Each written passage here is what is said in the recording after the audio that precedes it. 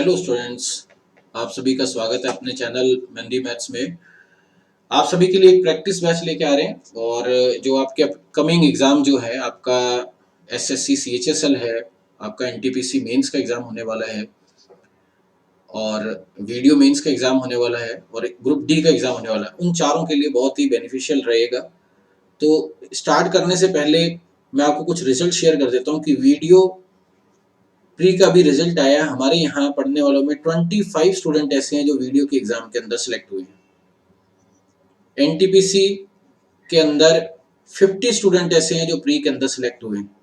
देखो, जिन्होंने पढ़ना है वो पढ़ ही लेंगे। और अगर बात करें अब अपकमिंग एग्जाम में क्या है, एक ग्रुप डी आपका एग्जाम होने वाला है जो जुलाई के अंदर 2 जुलाई से एक्सपेक्टेड है। और इसके अलावा आपका एसएससी सीएचएसएल जो आपका नेक्स्ट मंथ से स्टार्ट हो जाएगा। वीडियो मेंस की डेट भी आ चुकी है, जुलाई में फर्स्ट वीक में है। एनटीपीसी के 2 लेवल 4 और 6 का तो आपका अभी स्टार्ट हो जाएगा नेक्स्ट में, और ये भी बहुत जल्दी एग्जाम होने वाले हैं। तो अभी अगर 2-2.5 महीना में बात करें तो आपके 4 एग्जाम है। कौन कौन से? Video mains, NTPC mains, group D और एसएससी सीएचएसएल। तो इन चारों के लिए ये जो प्रैक्टिस बैच अपने लेके आ रही है बहुत ज्यादा आपको फायदा देगा। कोई भी मैं क्वेश्चन कर रहा हूँ, अलग अलग टॉपिक के कंबाइन करके करवा रहा हूँ, तो पहले क्वेश्चन को पोज करें, खुद सॉल्व करें, फिर मैं जो करवा रहा हूँ उससे मैच करें कि आपने जो स्टेप्स किए वो वाकई उतने ही लिखने थे या उससे कम में किया जा सकता था। बार बार अलग अलग टॉपिक के जब आप करेंगे, जब आप बहुत सारी प्रैक्टिस कर लेंगे तो आपके वहाँ जो पेपर का लेवल होता है वो बहुत कम लेवल का आता है, उसकी ऐसी हाइप क्रिएट की जाती है। लेकिन एग्जाम के अंदर अगर देखा जाए तो क्वेश्चन हमेशा 90% क्वेश्चन बहुत सिंपल आते हैं। तो बिना टाइम वेस्ट किए अपने क्वेश्चन स्टार्ट कर रहे हैं। पहला क्वेश्चन देखिए क्या है। ये क्वेश्चन है टाइम वर्क का। ये कह रहा है ए अकेला किसी काम को 6 दिन में करता है, और ये देखो ग्रुप डी के अंदर 2014 में आया हुआ है। ए अकेला किसी काम को 6 दिन में करता है, बी उसी काम को 8 दिन में पूरा करता है, और इन दोनों ने ये डिसाइड हुआ कि इन दोनों को 3200 रुपए मिलेंगे काम के, टोटल काम के। लेकिन इन्होंने बाद के अंदर सी को और शामिल कर लिया। अगर सी के सहयोग से अगर ये सारे मिलकर काम करें, मतलब तीनों अगर स्टार्टिंग में सी को मिला लेते, तो ये काम उनका कम दिन में, मतलब 3 दिन में पूरा हो जाता है। आपको ये बताना है कि जो पेमेंट मिली इसके अंदर सी का रोल कितना है। देखो, कोई भी किसी भी तरह का भुगतान जो होता है ना, वो एफिशिएंसी के अकॉर्डिंग होता है कि आपकी काम करने की क्षमता कितनी है। एफिशिएंसी जो है वो टाइम का एलसीएम होती है। ये टाइम आ गया, ये डेज है। ये डेज भी हो सकते हैं, आवर्स भी हो सकते हैं, कुछ भी इसमें टाइम की यूनिट कुछ भी हो सकती है, सेकंड्स भी हो सकते हैं। 6, 8, 3 की अगर बात करें तो इसका हमने एलसीएम लिया, एलसीएम इसका आया 24। इसका मतलब हमने तीनों व्यक्तियों को 24 जो है काम असाइन कर दिया। 24 इनको पेज टाइप करने, आप ऐसे मान लो 3 टाइपिस्ट हैं ये। ए अगर 6 दिन में 24 पेज टाइप करता है, इसका मतलब ये हर रोज मतलब एक स्पेसिफिक टाइम में किया गया काम आपकी कार्य क्षमता होती है। तो हर रोज कितना काम कर रहा है? 4, बी कितना कर रहा है? 3, और ये तीनों मिलकर कितना कर रहे हैं? 8। अब आप देखो कि अगर तीनों में अगर देखें तो ए का रूल कितना है? 4, बी का रूल कितना है? 3। इसका मतलब तीनों मिलकर अगर 8 पेज टाइप करते हैं तो सी जो है वो एक काम कर रहा होगा, हर रोज 1 पेज टाइप कर रहा होगा। सी की जो एफिशिएंसी 1 है वो ओवरऑल टोटल के रिस्पेक्ट में कितना है, उसी के अकॉर्डिंग इनका भुगतान किया जाएगा। एफिशिएंसी टोटल कितनी है तीनों की? 8। सी का रूल कितना है? सी का रूल है 1/8। ये 1/8 कितने में से मिलेगा? 3200 में। इसका 8वां हिस्सा मिलेगा इसको। 3200 को अगर अपने 8 से डिवाइड करें तो रुपए कितने हो गए? 400 रुपए इस क्वेश्चन का हो जाएगा आपका आंसर। क्लियर है? नेक्स्ट क्वेश्चन पे देखिए आप। अब जैसे ये क्वेश्चन किसका हो गया? प्रॉफिट लॉस का। आप अलग अलग टॉपिक करेंगे तो आपको सारे क्वेश्चन बार बार करेंगे तो आपकी एक प्रैक्टिस में आ जाएंगे। वही प्रैक्टिस में तो आनी चाहिए, बहुत टाइम से आप तैयारी कर रहे हैं। ग्रुप डी तो वैसे भी 2-3 साल बाद एग्जाम होने जा रहे हैं। एक पुस्तक विक्रेता किसी पुस्तक को 10% के लाभ पर बेचता है, मतलब 100 रुपए की वस्तु को कितने में बेचता है? 110 के अंदर। अगर वो 4% कम में खरीदता है, ये सीपी है और ये एसपी है। 4% कम में खरीदता मतलब 96 में खरीदता है, और 60 पैसे अधिक पर बेचता। यहाँ देखो ये एक्चुअल वैल्यू दे रखी है, बाकी सारे दे रखे परसेंटेज में, एक्चुअल वाले को लास्ट में देखना है। तो उससे 18 से 3/4% का लाभ होता है। ये जो परसेंटेज है वो 18 3/4% है। इसको फ्रैक्शन में देखें तो देखो 72 और 3 कितना हो गया 75/4। परसेंटेज को अगर हटाएं तो नीचे कितना आ गया 100, 25 से घट जाएगा ये 3 और ये कितना आ गया 4, ये रिजल्ट आ गया 3/16। अब 3/16 अगर अपने 96 का निकालें 3/16 तो 96 को 16 से डिवाइड किया 6 और 3 कितना हुआ 18। इसका मतलब 18 अगर वो ज़्यादा में बेचता है मतलब ये हो गया 114। ये पुराना सीपी, ये पुराना एसपी, ये नया सीपी और ये नया एसपी, इन दोनों के बीच का जो गैप है रेशो में 4 रेशो, वो एक्चुअल में 60 पैसे के बराबर है, जो अपनों ने एक्चुअल वैल्यू को लास्ट में लिखा था। ये कह रहा है कि वास्तव में उसको कितने रुपए में खरीदा गया था, हमें 100 की वैल्यू निकालनी है इसकी। 4 रेशो अगर 60 है तो 1 रेशो का मान कितना हुआ 15। अगर हम इसको 15 से गुना करेंगे तो हमारे पास जो रिजल्ट आया वो आया 1500 पैसे। 1500 पैसे को आप 15 रुपए लिख सकते हैं, तो आपका जो आंसर आया वो कितना आ गया 15 रुपीज। इसमें देखो एग्जामिनर क्या क्या पूछ सकता है। एग्जामिनर आपसे पूछ सकता है कि पुराना विक्रय मूल्य बताओ, तो 110 को आप 15 से गुना करेंगे। अगर नया क्रय मूल्य पूछा जाए तो 96 से मल्टीप्लाई करेंगे। अगर नया विक्रय मूल्य पूछा जाए तो 114 से मल्टीप्लाई करेंगे। ये आपको ध्यान रखना है क्वेश्चन के अंदर। नेक्स्ट देखिए क्या है। एक दुकानदार अंकित मूल्य पर 10% की छूट देने के बाद भी 26% का लाभ कमाता है। यदि क्रय मूल्य 800 है तो अंकित मूल्य ज्ञात करें। ये एग्जाम के अंदर बहुत ज्यादा बार क्वेश्चन आता है। तो इसके अंदर आपको एक रिजल्ट याद रखना है कि एक साइड में लिखना है सीपी और एक साइड में लिखना है एमपी। जब भी आप परसेंटेज की बात करें तो ये रिजल्ट याद रख लो आप, 100 माइनस परसेंट डिस्काउंट और 100 प्लस परसेंट प्रॉफिट। अब ये करें डिस्काउंट कितना है ये आपको याद होना चाहिए। क्लियर? डिस्काउंट कितना है 10%। अगर ये 10 है तो इसका मतलब ये वैल्यू होगी 90। अगर ये परसेंटेज में 26 है तो ये हो गया आपका 126। ये रेशो हो गया। मैथ्स के अंदर क्या होता है, एक रेशो चलता है और एक एक्चुअल चलता है। रेशो से एक्चुअल या एक्चुअल से रेशो में कंपैरिजन करके क्वेश्चन सॉल्व होते हैं। अब पूरे अरिथमेटिक के अंदर यही चलता है। अब अगर अपने रेशो को अगर 18 से डिवाइड करें, ये कितना होगा 5 और ये हो गया 7। ये सीपी और ये एमपी है। ये कह रहा है कि क्रय मूल्य 800 है, ये 5 रेशो एक्चुअल में 800 रुपए के बराबर है, तो एक रेशो का मान यहां से हुआ 160। तो आपसे पूछा है अंकित मूल्य ज्ञात करें। अगर हम इसको 160 से गुना करें, 16 इंटू 7 112 होता है, तो 1120 रुपए इसका हो जाएगा आपका आंसर, ऑप्शन नंबर फर्स्ट। तो आप बात समझिए कि क्वेश्चन कैसे करने। जैसे अब नेक्स्ट क्वेश्चन आएगा, पहले स्टॉप करें, खुद करें और खुद देखें कि इतने साल से हम तैयारी कर रहे हैं भाई। मान लो ग्रुप डी की जो बच्चे 2019 के अंदर इसका नोटिफिकेशन आ गया था कि अब आज हमारी जो लेवल है वो किस जगह पर है, जो कमी है उसको सुधारें। अगर मान लो ये रिजल्ट नहीं आ रहा, कॉपी में लिखें, बार बार इन्हीं क्वेश्चनों की प्रैक्टिस करें, तो ये टाइप आपका बहुत अच्छे से कवर हो जाएगा। आपका भी उन बच्चों में नंबर आ जाएगा जो वीडियो के अंदर और एनटीपीसी में क्लियर हुए। नेक्स्ट क्वेश्चन देखिए अब क्या है। ये कह रहा है यदि एक समबाहुभुज के प्रत्येक आंतरिक कोण का मान 168 डिग्री है तो इसकी भुजाओं की संख्या ज्ञात करें। हमें पता है कि बहुभुज का कोई भी क्वेश्चन आ जाए, उसके क्वेश्चन को आपको एक्सटीरियर एंगल पे शिफ्ट करना है। और हमें ये पता है कि किसी भी बहुभुज के आंतरिक कोण और बाह्य कोण, इंटरनल एंगल और एक्सटर्नल एंगल का जो टोटल होता है वो हमेशा 180 डिग्री होता है। कितना होता है 180 डिग्री। अब आप सोचो कि अगर इंटरनल 168 है तो इसका मतलब एक्सटर्नल, पहली बात तो ये क्वेश्चन में इंपॉर्टेंट है, तो यहाँ से एक्सटर्नल का रिजल्ट कितना आ गया, 2 जोड़ा तो 170, 10 जोड़ा तो 180, ये आ गया 12 डिग्री। दूसरा है अगर हमें भुजाओं की संख्या निकालनी है तो 360 के अंदर उसका जितना भी एक्सटीरियर एंगल आया उसको डिवाइड कर देंगे। बस 2 पॉइंट आपको ध्यान रखने हैं। एक तो 360 डिग्री को एक्सटीरियर एंगल से डिवाइड करें तो भुजाओं की संख्या है, या एक्सटीरियर एंगल निकालना है तो 360 को भुजाओं की संख्या से डिवाइड करना है, ये पॉइंट। एक इंटरनल प्लस एक्सटर्नल का रिजल्ट होता है 180। अगर यहाँ से देखें तो ये रिजल्ट कितना आ गया 30, तो भुजाओं की संख्या यहाँ से कितनी आ गई 30। नेक्स्ट क्वेश्चन, एक सेकेंड।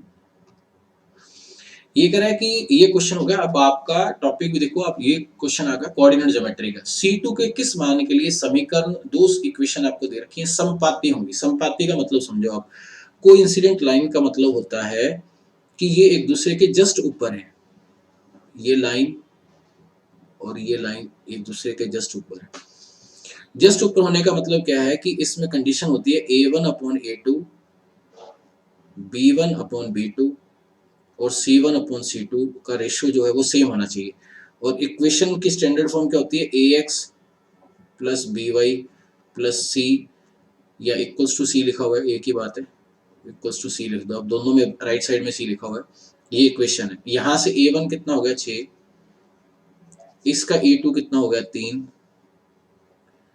इसका B1 कितना हुआ 2, इसका B2 कितना हुआ 1, यहाँ से C1 कितना हुआ 2, C2 की जगह C2, कंपैरिजन करो, देखो ये कितना आ गया 2, तो चाहे इससे कंपैरिजन कर लो चाहे इससे कर लो, तो अगर 2 से 2 कट गया तो C2 का मान यहाँ से कितना आ गया 1, 2 2 कट जाएगा आपस में, यहाँ से अगर कंपैरिजन करें तो C2 का रिजल्ट कितना आ गया 1। या आप इस क्वेश्चन को ऐसे कर सकते हैं, देखो हमें पता है कि 6x, आप ट्राई करना आगे आगे एग्जाम में जब भी क्वेश्चन आए तो इस टाइप से करना जो भी आपको मैं समझा रहा हूँ। 6x प्लस 2y की वैल्यू कितनी है 2, इसे इक्वेशन ले ली फर्स्ट, और ये कितना है 3x प्लस वाई बराबर C2।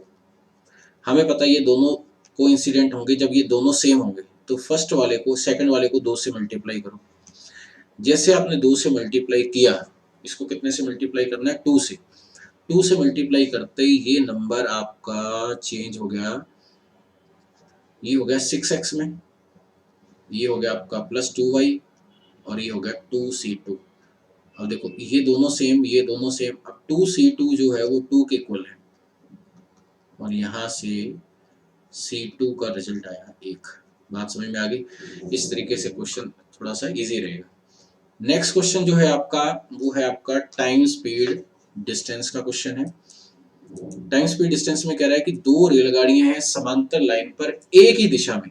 देखो अगर जब एक ही दिशा में जाती हैं तो इनकी स्पीड्स को हमेशा माइनस करते हैं, अगर अपोजिट डायरेक्शन में होंगी तो प्लस। 50 और 30 की स्पीड से जा रहे हैं, 50 और 30 की स्पीड से जा रहे हैं, तो रिजल्टेंट स्पीड कितनी हुई 50 माइनस 30, ये होगी स्पीड। अगर सिचुएशन ऐसे होती, अगर अपोजिट डायरेक्शन में ऐसे होता है तो हम 50 प्लस 30 लिखते, और ये क्या है किलोमीटर पर आवर है, किलोमीटर पर आवर है। तेज गाड़ी जो है वो स्लो गाड़ी को 18 सेकंड में क्रॉस करती है, तो तेज गाड़ी की लंबाई ज्ञात करें। अब इसमें कंडीशन क्या है कि जब 2 रेलगाड़ियां आपस में जब तेज वाली स्लो वाले को क्रॉस करती है, तो यहाँ जो स्पीड आपने लिखी, स्पीड का होता है डिस्टेंस अपॉन टाइम, डिस्टेंस हमेशा फास्ट ट्रेन वाली लेनी है अपने को, वो कितना निकालना हमें पता नहीं, हमने x मान लिया, कितने सेकंड में क्रॉस कर रही है 18 सेकंड में। भाई 2 ट्रेन एक दूसरे में जा रही हैं, तो जो आपको डिस्टेंस जो है जिसे हम क्रॉस कर रहे हैं, जो क्रॉस कर रही है उसकी लेंथ लेनी है आपको। क्रॉस क्या कर रही है फास्ट ट्रेन, उसकी लेंथ ले ली x। लेकिन जब आपने लेफ्ट हैंड साइड में देखा तो ये यूनिट तो आपकी किलोमीटर पर आवर में है, ये आपकी मीटर पर सेकंड में। हमें पता है कि किलोमीटर पर आवर को जब आप मीटर पर सेकंड में चेंज करते हैं तो हम 5/18 से मल्टीप्लाई करते हैं, तो जैसे आपने मल्टीप्लाई किया ये कैंसिल हो गया, x का रिजल्ट यहाँ से 20 इंटू 5 कितना आ गया 100 मीटर।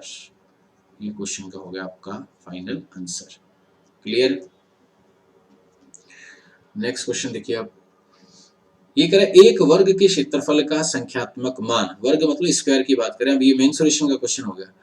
वर्ग के क्षेत्रफल का संख्यात्मक मान, देखो वर्ग क्या है जिसकी चारों भुजाएं क्या हों बराबर हों, जैसे ये a है, सारी भुजाएं क्या होनी चाहिए बराबर, प्रत्येक कोण 90 डिग्री का। क्षेत्रफल इसका अगर एरिया देखें तो इसका क्षेत्रफल हुआ a², और अगर इसके डायगोनल की बात करें, जैसे ये विकर्ण की बात कर रहा है डायगोनल, इसका डायगोनल जो होता है वो होता है √2 इंटू साइड। अब ये कह रहे हैं वर्ग के क्षेत्रफल का संख्यात्मक मान, इसका जो मान है वो विकर्ण के संख्यात्मक मान के आधे के बराबर है, √2a का आधे के बराबर है। देखो ये यहाँ से कट गया, अगर हम 2 को √2 लिखें, √2 इंटू √2, ये कैंसिल हो गया, यहाँ से a का मान आ गया 1/√2। विकर्ण का संख्यात्मक मान ज्ञात करें, इसका मान बताना है, तो √2 इंटू 1/√2, तो यहाँ से d का रिजल्ट कितना आ गया 1। इसका फाइनल आंसर क्या आ जाएगा 1। ये बात क्लियर होगी सबको? ठीक है। नेक्स्ट क्वेश्चन देखिए आप, ये कह रहे एक वर्गाकार मैदान का क्षेत्रफल 31,36,00 वर्ग मीटर है, और एक महिला 4√2 मीटर पर सेकंड की दर से मैदान को विकर्ण मतलब एक डायगोनल में उसे क्रॉस कर रही है तो कितना समय लगेगा। देखो पहले वर्गाकार मैदान का क्षेत्रफल ये कितना है 313600। इसकी भुजा मान लेते हैं ए। यहाँ से ए का मान निकालना है तो 2 जीरो की जगह तो आएगा 1 जीरो। अब 4 है तो 4 का जब आप वर्गमूल लेते हैं यहाँ तो 4 आएगा, यहाँ आएगा 6। ये आपको नंबर सिस्टम में पढ़ाया जाता है। तो उसके बाद जब आप वर्गमूल लेंगे तो नेक्स्ट नंबर कैंसिल कर देते हैं तो इसके जस्ट नीचे का स्क्वायर 25 किसका स्क्वायर है 5 का। तो इसका मतलब या तो इसका आंसर है 540 या फिर इसका आंसर है 560। अब 540 और 560 में से कौन किसका स्क्वायर ये है तो हम 54 और 56 के बीच का नंबर ले लेते हैं 55। 55 को अगर अपने 55 से मल्टीप्लाई करें तो ये नंबर तो हो गया आपका 25 और इसको नेक्स्ट से मल्टीप्लाई किया तो ये हो गया 3025। लेकिन ये नंबर इससे बड़ा है तो इसका मतलब ये कंफर्म हो गया कि इसकी एक भुजा का जो मान है वो 560 मीटर है, तो बड़े वाला ही होगा। अब ये कह रहे हैं कि महिला को 4√2 मीटर पर सेकंड की दर से क्रॉस करने में ये इसकी स्पीड है और हमें पता लग गया कि स्पीड जो होती है वो क्या होती है डिस्टेंस अपॉन टाइम। स्पीड कितनी है 4√2 और डायगोनल फॉर्म में, डायगोनल में क्या होगा डी क्या होगा √2 × ए। इसका मतलब यहाँ डायगोनल क्या आएगा 560। भाई डिस्टेंस तो आप डायगोनल फॉर्म में क्रॉस कर रहे हैं, अपॉन क्या होगा टी। ये कैंसिल हो गया, यहाँ से रिजल्ट आ गया 140, ये आ गया सेकंड। टी का रिजल्ट आया 140 सेकंड। 140 सेकंड का मतलब 2 मिनट और 20 सेकंड। 20 और 20 140। क्लियर है। अभी जो एग्जाम चल रहे हैं उसके अंदर सबसे ज्यादा क्वेश्चन ज्योमेट्री और मेंसुरेशन के आ रहे हैं।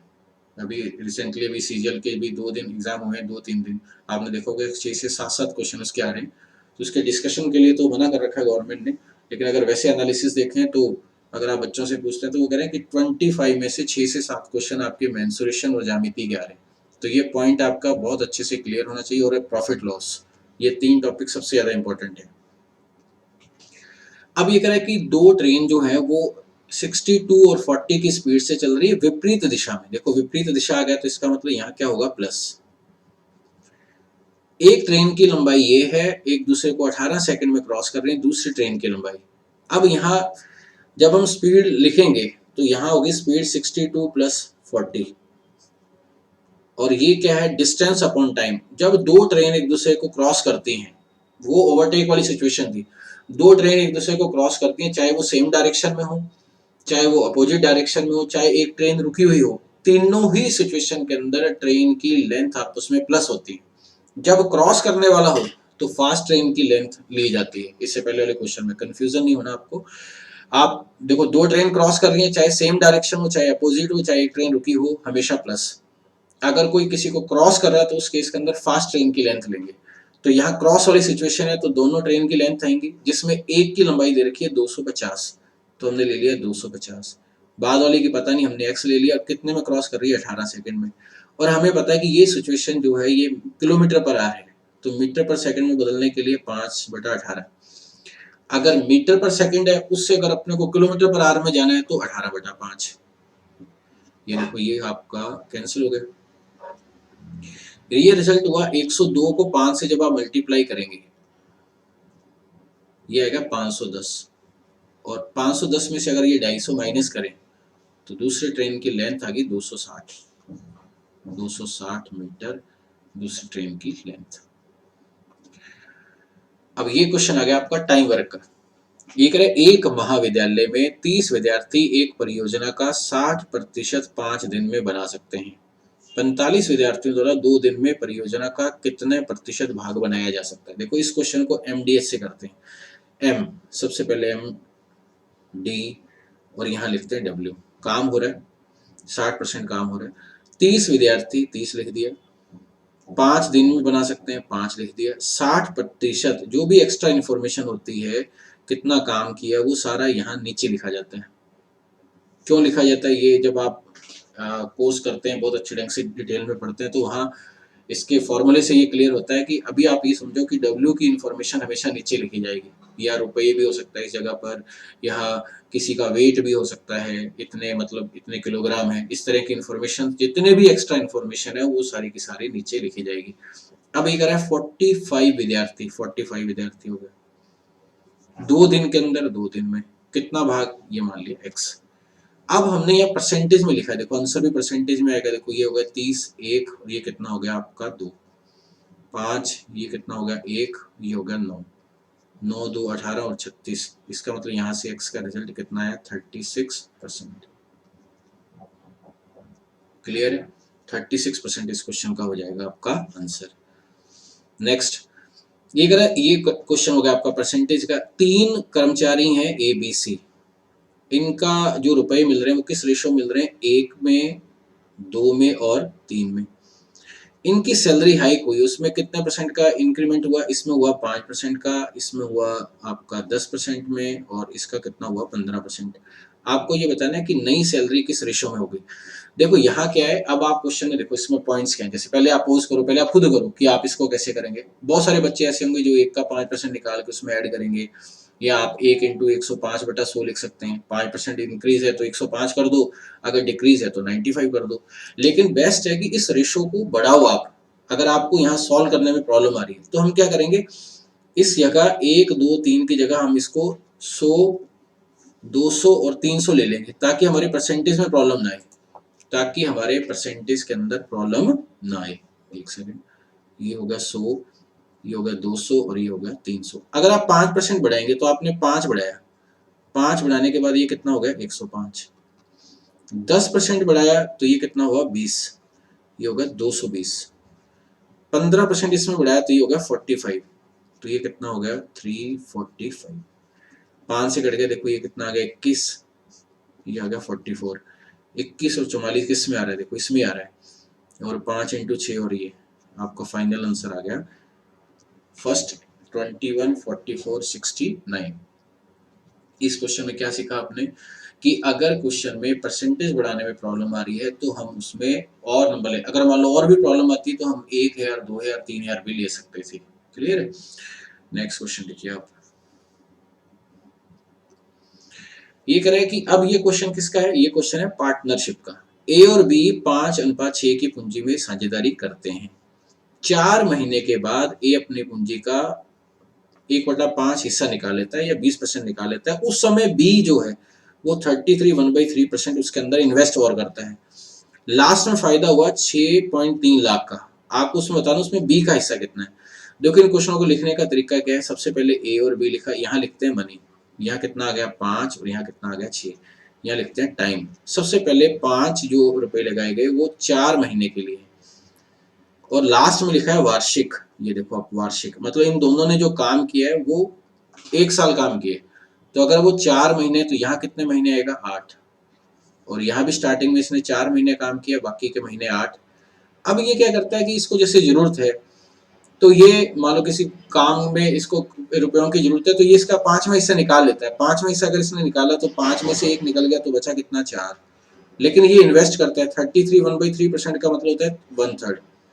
1/3 मतलब इसका 2 हुआ, 1/3 1/3 अगर 2 हुआ तो इसका मतलब 6 और 2 कितना हो गया 8, और यहाँ ये माइनस कर रहा है 20% निकाल रहा है।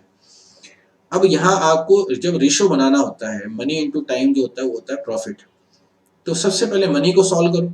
मनी को सॉल्व करने में देखो 5 और 4 आगे सॉल्व नहीं हो रहे, इसको छोड़ दो। आप टाइम को देखो, आप ये कितना आ गया 1, ये कितना आ गया 2, ये कितना आ गया 1 और ये कितना आ गया 2। अब 5 4 इंटू 2 हो गया 8, ये ओवर रेशो कितना हो गया, टोटल रिजल्ट हो गया 13, ये हो गया 6 + 16, ये रिजल्ट हो गया 22।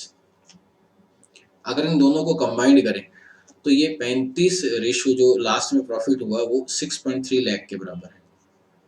आपको ये बताना है कि बी का हिस्सा कितना है, 22 का रिजल्ट आपको बताना है। तो 22 का रेशो कैसे निकालेंगे, देखो आप, देखो 6.3 कैलकुलेशन समझे, ये कितना आ गया 35 एक रेशो, और ये कितना हो गया 22। अगर इसको पॉइंट हटा दें तो ये कितना आ गया 10। अगर 5 से देखें ये और ये नंबर, ये हो गया 7 से, 7 इंटू 9 7 इंटू 5। अब 10 को भूल जाओ आप, अगर यहाँ 5 आया तो हम क्या करेंगे, ऊपर नीचे 2 से गुणा करेंगे। जैसे 22 को पहले 9 से गुणा करो, देखो 22 को 9 से गुणा किया तो ये आ गया 198। मैं आपको कैलकुलेशन समझाता हूँ, देखो इसका ऑप्शन देखो, पॉइंट को बोल दो 234 369 261 396। मतलब हमें बहुत ज़्यादा डिटेल में कैलकुलेशन करने की जरूरत नहीं है, हम सिर्फ नंबर से आइडिया लगा लेंगे। नीचे अगर 5 आ रहा है तो ऊपर नीचे हम 2 से गुना करेंगे। अगर यहाँ 2 से गुना करेंगे तो 2 नीचे तो ये बन जाएगा 100, 2 के बाद पॉइंट आ जाएगा तो ये कितना होगा आपका 396, 2 के बाद पॉइंट 396। आपको 3.96 भी ध्यान से देखने की जरूरत नहीं है, सिर्फ आपको ये देखना है कि 396 आ रहा है बस। बात समझ में आ गई? तो ये क्वेश्चन मैंने आपको करवाए हैं और मैं आपको एक क्वेश्चन, ये 30 नंबर क्वेश्चन जो है एक और करवा के ये क्वेश्चन मैं आपको असाइनमेंट दूंगा। और आज पहली क्लास है तो अभी हम इतने करेंगे क्वेश्चन, और फिर इसका टाइमिंग भी आप मेरे को बता देना कि मॉर्निंग इवनिंग में कौन सा टाइम चाहिए, और उसका उस हिसाब से अपने क्वेश्चन 2-3 बार आप कंटिन्यू जैसे करेंगे तो इनके लेंथ ऑटोमेटिक क्वेश्चन भी अपने ज़्यादा करने लगेंगे। कुछ क्वेश्चन मैं आपको घर पे करने के लिए भी दूंगा। और ये सारे के सारे क्वेश्चन जो है टेलीग्राम चैनल मेहंदी मैथ्स पर अपलोड हो जाएंगे, और आप ऐप जो है मेहंदी मैथ्स के अंदर वो भी आप अपलोड कर लो। उसके अंदर भी बहुत सारे एक्स्ट्रा स्टडी मटेरियल भी आपको इन फ्यूचर मिलते रहेंगे। क्लियर है? अब आप देखो कि ये कह रहा है कि ए और बी के वेतन का योग कितना है, 43,000 है। ए अपनी आय का 95% और बी अपनी आय का 80% खर्च करता है। देखो, और उनकी बचत समान है। बहुत ही अच्छा क्वेश्चन है। देखो, इनकम जो है वो 2 सोर्स पे डिपेंड करती है, आप कितना खर्च कर रहे हैं और आपकी साथ के साथ सेविंग कितनी है। मान लो आपने एक महीने के आप 1 लाख रुपए कमाते हैं, अगर आप 70,000 रुपए खर्च कर रहे हैं तो पर मंथ आप कितना बचाएंगे, 30,000 रुपए। ए जो है अगर वो 95% खर्च करता है तो ए का 5%, ए का 5%, और बी अगर 80% खर्च करता है तो बी का 20%। दोनों की सेविंग, ए का 5%, बी का 20%, दोनों आपस में बराबर है। यहाँ से बनेगा रेशो। रेशो एक्चुअल रेशो पूरा मैंने सही है। कोई भी टॉपिक उठा के देख लो आप, यहाँ से अगर इसे सॉल्व करेंगे, ये कितना आ गया 1, ये कितना आ गया 4। हमें पता है जब ए और बी में ऐसे रिलेशन हो, जैसे 2a बराबर 3 भी लिखा है, मान लो ए का मान 3 और बी का मान होता है 2, यहाँ से ए का मान कितना आ गया 4 और बी का मान कितना आ गया 1। इन दोनों का देखें तो 5 रेशो का जो रिजल्ट है वो कितना है 43,000। आपसे ए का पूछा है 4 रेशो। देखो ये वही पहले वाले क्वेश्चन की तरह बता रहा हूँ, 43,000, ये कितना आ गया 5 और ये आ गया 4। नीचे 5 आ गया तो आपको 2 से ऊपर नीचे गुना करना है। नीचे अगर 25 आ जाए तो आपको 4 से ऊपर नीचे गुना करना है। नीचे अगर 125 आ जाए आपको ऊपर नीचे 8 से गुना करना है। ये याद रखना। अब आपको इनसे कोई मतलब नहीं, जीरो से कोई मतलब नहीं है। देखो आप सारे नंबर अलग अलग आ रहे हैं भाई, कुछ आपको थोड़ा सा स्मार्ट भी बनना पड़ेगा। अगर इस 8 को अगर अपने 43 से मल्टीप्लाई करें, 8 इंटू 3 24, 32 और 2 34, हमारे क्वेश्चन में 344 दिखना चाहिए जो इसके अंदर ही है। अगर आप पूरा एग्जैक्ट इसे सॉल्व करेंगे तो 34,400 ही आंसर आएगा। बात समझ गए आप किस तरीके से करना है? इसी से मिलता जुलता क्वेश्चन भी ये देखो, ये आपको करना है। कमेंट बॉक्स के अंदर इस क्वेश्चन नंबर 14 का मेरे को आप आंसर बताना, और साथ के साथ मुझे टाइमिंग बता देना कि बेस्ट टाइमिंग आपके लिए क्या रहेगी, मॉर्निंग और इवनिंग में। और जी जान ये कर दो आप बस, समय बहुत इम्पोर्टेंट है भाई। अगर कोई लग गया इसके अंदर आपकी लाइफ सेट हो जाएगी, और ये तो बहुत जल्दी आपका जब मेंस होगा आपकी ज्वाइनिंग भी हो जाएगी तो समाज आपको एक अलग नज़र से देखेगा। क्लियर है ना? क्योंकि जो दिखता है वही बिकता है। चमत्कार को नमस्कार इस दुनिया के अंदर। और अगर अलग भीड़ से अलग बनना चाहते हैं तो कुछ अलग ही काम करो। फिर आप बहुत हो गया, इतना टाइम वेस्ट कर लिया, लेकिन अब टाइम अपने को वेस्ट नहीं करना है। लाइब्रेरी में बैठते हैं तो सारा दिन जो क्वेश्चन आपको दिए हैं बार बार करो आप, और सेट कर लो कि अपने को इस एग्जाम के अंदर बस ये एग्जाम क्लियर करना ही करना है बस, और एक अलग इमेज बनानी है समाज के अंदर। क्लियर? तो ठीक है, नेक्स्ट वीडियो के अंदर अपने मिलते हैं, और इसका टाइमिंग मेंशन कर देना, लगातार वीडियो आएंगे। Okay, thank you.